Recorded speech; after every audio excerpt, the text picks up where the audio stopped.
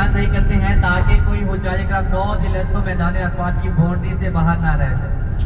अगर कोई हुज्जाज किराम 100 साल भी एहराम बांध के मैदान अरफात की बाउंड्री से बाहर रह जाता है, उसका तब तक हज नहीं होता जब तक वो थोड़ा सा भी वक्त मैदान अरफात के अंदर नहीं गुजार लेता। अगर कोई हुज्जाज किराम थोड़ा सा भी वक्त मैदान अरफात के अंदर गुजार लेता है तो उसका हज हो जाता है, वो हाजी बन जाता है।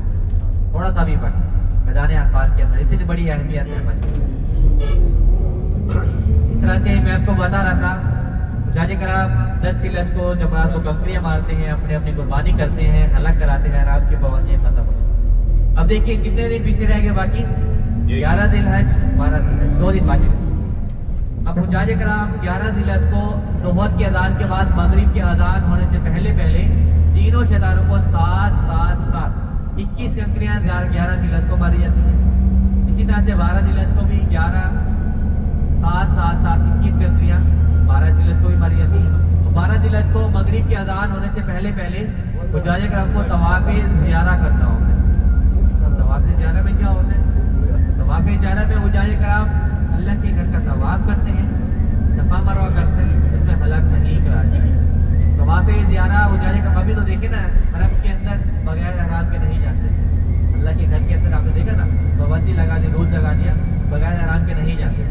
जब हुज्जाज किराम हज के दिनों में तवाफ़ ज़ियारत के लिए ये पाबंदी भी हटा दी जाती है। हुज्जाज के कब्रों में भी जा सकते हैं, घर अल्लाह के घर का तवाफ़ करते हैं, सफ़ा मरवा करते हैं और हलक नहीं करते। तवाफ़ ज़ियारा करने के बाद 12 जिलहज को जब ये तमाम अरकान पूरे कर लेते हैं तो हुज्जाज किराम हाजी बन जाते हैं, उनका हज कंप्लीट हो जाता है। अब एक रुकन, आखिरी रुकन बाकी रह जाता है। कौन सा होता है वो? तवाफ़ अलविदा। तवाफ़ अलविदा जब हुज्जाज किराम मक्का की हदूद छोड़ते हैं या मदीना जाते हैं या अपने देश वापिस जाते हैं तो उनको तवाफ़ अलविदा करना होता है। जब तवाफ़ अलविदा कर लेते हैं तो उनके तमाम हुज्जाज किराम के तमाम हज के रुकन पूरे हो जाते हैं। अल्हम्दुलिल्लाह से हुज्जाज किराम का हज भी हो जाता है। तो इसी तरह से हुज्जाज किराम इस मैदान अरफात में हम दाखिल हो चुके हैं। इसके अंदर हमारी सबसे पहली जो हमारी ज़ियारत होगी जबल रहमत, जबल रहमत, जहाँ पे आदम अलैहिस्सलाम की अज़मा वाशी, वहाँ पे अल्लाह पाक ने मुलाकात की।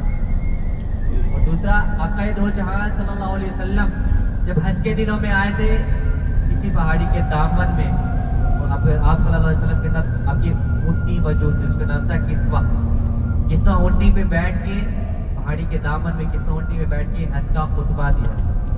और इसी पहाड़ी में दामन में बैठ के हम उम्मत के लिए रोए थे, दुआएं की थी, 4 से 5 घंटे रोए थे, हम उम्मत के लिए दुआएं की। तो माशाल्लाह से ये कबूलियत की जगह भी है, यहाँ पे दुआ भी मांगी है। अब देखिए यहाँ पे हम सबको साथ में चलना पड़ेगा। यहाँ बहुत ही ज़्यादा भीड़ देखने को मिलती है, रश देखने को मिलती है, लेकिन हमें पैदल भी चलना पड़ेगा। और जो लोग बुजुर्ग लोग हैं बस में बैठे हैं, क्योंकि हमें 20 से 25 मिनट हमको यहाँ से पैदल जाना पड़ेगा। वहाँ पे जाएंगे, वहाँ पे ज़ियारत करेंगे, नफिल अदा करेंगे, नफिल का मौका तो देखेंगे, जगह लेंगे, मतलब वहाँ पे दुआ कर लेंगे। दुआ करने के बाद वापस बस के साथ ठीक हो गया। अभी देखिए आप रास्ते में देख रहे हैं जैसा ये स्ट्रक्चर बनाया गया, देखिए ये खैमों के स्ट्रक्चर है हुज्जाज किराम माशाल्लाह से।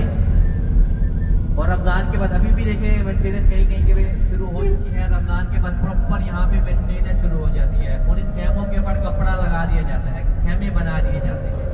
हुज्जाज किराम इन्हीं खैमों के अंदर रुकते हैं, पूरा 9 जिलहज का दिन गुजारते हैं। इन्हीं खैमों के अंदर हुज्जाज किराम को बहुत सी सहूलियत दी जाती है, जैसे AC की सहूलियत, फ्रिज की सहूलियत, बहुत सी सहूलियत हुज्जाज किराम को इसी के अंदर प्रोवाइड की जाती है माशाल्लाह।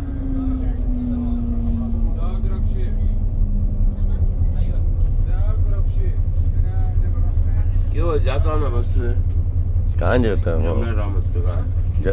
वहाँ तो वो बस नीचे जाना पड़ेगा, पैदल जाना पड़ेगा। वहाँ तो वो कहीं जाने से सामने। हाँ, जो सीनियर हाजी है नहीं चल सकते वो बस में ही रहने दो।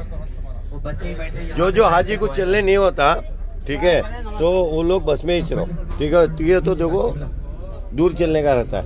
ओके माशाल्लाह।